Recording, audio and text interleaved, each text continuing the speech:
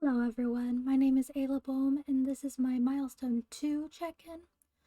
For this milestone, I was largely focused on the bare bones of the gameplay. I wanted to make sure I had a good enough understanding of redstone to be able to put in the traps I wanted to add in, as well as experiment with things like hidden chests. I also spent some time looking into resource packs to use to have a choice for Minecraft texture packs, but I found that a lot of the ones I was finding made the illagers uh, very kind of alien and weird. So I ended up I found a texture pack that I liked for the most part, and then just retextured these myself, because even the default ones, they're very gray and strange, so I wanted to give them more of a human coloring. So yeah, I found a general texture pack I liked, and reskinned the illagers, which I'll be using as enemies myself. I am using the John Smith Legacy Pack, which I will link in the YouTube description below. So we're starting out in my testing world again, so I can show you kind of the redstone I've been playing around with, because I know last time I showed you a little bit like I was testing with skulk sensors. Here I have a trap that uses the skulk sensors, which all of my traps I will have some sort of block to indicate that there's something off about it. But like this will likely be buried in a mountain, so it'll be dark, so you won't necessarily be able to see it this well. But as you saw there, if you're walking along here at normal speed or running, it will set off the skulk sensor and drop you. However, let it go real quick. If you're sneaking, it will not. Oh, I stopped sneaking, that's why that happened. If you're sneaking, it won't set it off and you can go by just fine. I had a really the hardest time was figuring out how to stop the piston. When the piston triggers, it would essentially put it on a loop, because if the piston triggered, it made a noise that set this off, which triggered the piston again, and it just went over and over again. But then I remembered that wool dampens sounds. So if I had wool just kind of over them, it wouldn't set it off.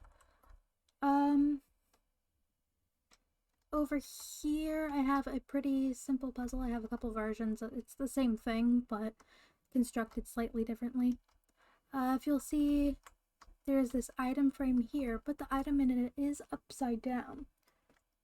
So if you turn it so it's the right way up, it will open. Again, I have a couple of sizes of this, a couple different designs.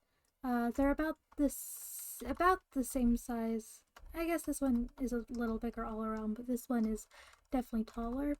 I discovered it's much easier to go, with this particular redstone, it's much easier to go up than having to go down. But they do the same thing. It's just the placement of the item frame that's different. And then, oh, where is it? Over here, this one's a very, very basic, it's a simple tripwire. The actual trap will probably have the tripwire lower. Obviously, these will be more spread out, so you don't immediately see these. But if I was in survival, those arrows would shoot me and do damage.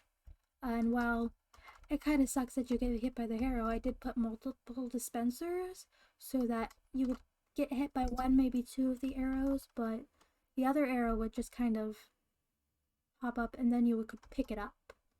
So the player can also get some arrows, a few arrows that way.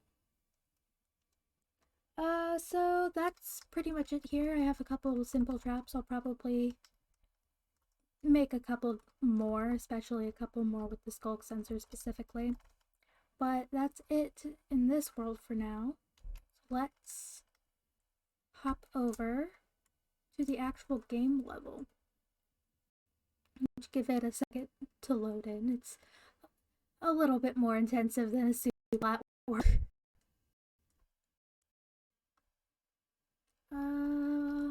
Okay. As you can see, it's still wool because This week I wanted to focus largely on the absolute bare bones of the parkour path. I wanted to make sure the paths I had would work and not be too difficult. There are a few more difficult jumps in here. Some of them I have added in these pressure plates that are sort of that will reset the player spawn point, so that if you fail a more difficult jump, it doesn't put you all the way at the beginning and then you have to walk all the way back here and go back up. It's for the sanity of the player mostly.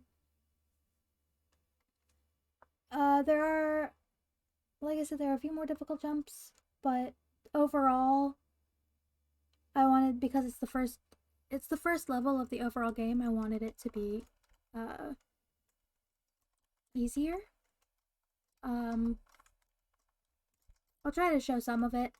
I'm probably not gonna show all of it. Yeah, like this is a slightly more difficult jump, but it doesn't set you back far enough yet for me to really warrant putting in a spawn point. But let me line up better. I wanted this level to be the basics of parkour. I don't know why I jumped twice there. I wanted this level to be kind of the basics of parkour, kind of learning how you have to line yourself up on the blocks and everything like that. Like right here, this is a more difficult jump. I added a spawn point. This isn't a super difficult jump, but again, it's very early level, so I wanted it to be a beginner course, parkour course. I'll jump through, like I said, I'll jump through part of this myself, but I'm actually really bad at parkour, especially because it's really cold where I am right now. Because I have arthritis and my hands get incredibly stiff. So I did have a friend helping me test all this as I went, so I knew that the difficult jumps were hard for a beginner in general, but not just hard for me. A few more jumps. But as you can see, that one. As you can see, as long as you get yourself, if you learn how to line yourself up on the blocks properly, I've never missed this jump before. I don't know why I'm struggling. As long as you line yourself up on the blocks properly, especially with these fence posts, that's really the main part of making these jumps. Like I said, I have a few places I've included a checkpoint system where the player falls and dies. They will respawn up here. I couldn't do it directly on the exact same block because this pressure plate got in the way of actually being able to spawn there. But it is the actual spawn point is a very simple jump back. And while it looks like it might make it a simple jump to that block, I actually have it a little lower, so that jump's actually impossible to do. You have to jump back to where you were. So far the critical path, this green wall path, it takes about 5 minutes to jump through. There will be spots like over here. Well, I'll actually be adding in extra things. That's where a lot of the stealth will come in. A lot of the like how I have hidden chests and stuff will be in kind of these sections, which this mountain, when I'm done, is going to be a lot bigger than it currently is. So I'll have a lot of underground space to work with as well. So that will definitely make this a little longer. Obviously going this blue path, going along these optional blue paths, especially this giant loop right here, will add a lot of time to the level.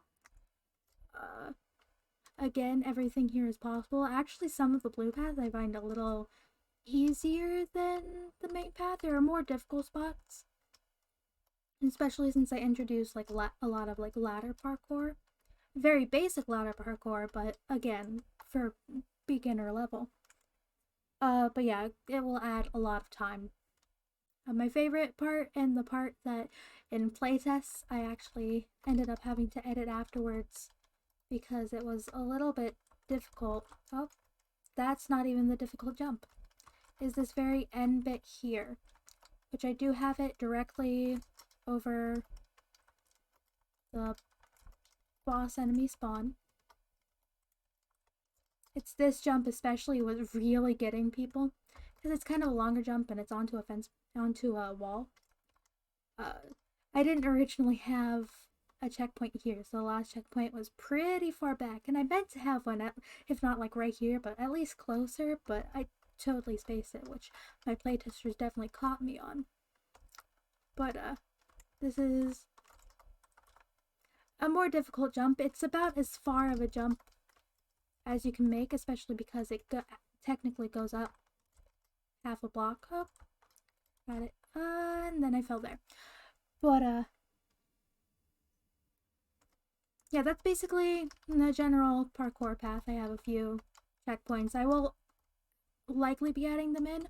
I'm not sure yet if I want to add in checkpoints onto the optional paths yet, because of the fact that they are optional paths. If the player does get too frustrated, they can just skip it if they want to. I'll probably add at least one on this really long one though. I also added in, I don't know if you saw, they've kind of spread out a little bit at this point. I added in some enemies down here. I haven't added too many yet because it is an early level, so I want it to be difficult, but not totally impossible to go this route. I'm still in the process of making it so they can't just wander off. As you can see, there aren't very many, because a lot have kind of, yeah, like over there, a lot have kind of started wandering away. But I'm in the process of making it so they can't do that. This will be a kind of a closed-in bowl. I have already made it so if you come over here, you can see everything here is too tall, so they can't actually get up to where the player is over here. As far as stealth goes, rather than having actual enemies up here, I decided it would be easier that when I do the stealth portions up in the mountain, to just use sculk sensors with traps as if it were enemies. But yeah, I've made it so they can't get to the player parkouring. That's why this is so high up, is because especially these pillagers, because they are ranged enemies, they actually have a really good range on which they can detect the player. Like, even if I was like right here, I was noticing that they could detect the player. They wouldn't necessarily shoot yet, but they would follow along, which would make things just a little too difficult towards the end. I also have this final boss right over here. Obviously, right now he's in a little a teeny tiny little fenced off area. He will not stay this way. It'll be a little bit more of a space once I get all the tents and everything built. But he will in fact be kind of in a set area with fencing, because I didn't want him to wander off like everyone else did, because it's very important that he is the final boss.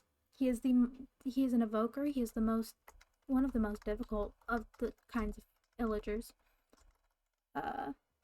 He can spawn vexes, which are kind of little floaty fairy things with iron swords that will try and kill you. He has, just in general, some ranged attacks, which is why it's okay that he's kind of in a more set spot. You also notice he has this banner here, which is very important that he has this. I had to spawn so many of these things. As I was spawning the other enemies, occasionally they would come up with a banner. Any of the other enemies with a banner I killed. Looks like I may have missed one, actually. But for the most part, all the other enemies with the banner I killed. Because if you kill the illager with a banner, you're killing the leader of the party, and that like any natural spawning pillager party, that's what happens. They're the leader of the party, and if you kill them, you get the status effect of Bad Omen. I wanted to do this specifically at the end of the level, because after this level you have the option to go straight to the actual castle, to the king, or to turn around, to kind of turn and go towards a small town that you discover over the course of this level is the next target. But if you go to the stealth route, you get to the village and it's fine. You warn them and it's all great. But if you go this route, one of the enemies gets away and is able to tell a nearby kind of troop of other illagers where you've gone. And because you killed the leader, you essentially have brought doom on the small town if you go there. Because if you have the bad omen effect, it triggers a raid, which will kill all of the villagers there. So yeah, this is my level so far. This week was largely bare bones. Next week I will have a lot more progress. It'll be the actual, final building of the level. This was largely research in the basic path design and parkour. Like I said, I had to actually get someone in here to help me make sure this was all possible for a beginner player. Even the jumps, even I was able to get through it a few times, even with my own issues with my hands. So, yeah, I enjoyed making this a lot, and my playtester seemed to enjoy testing it out as well.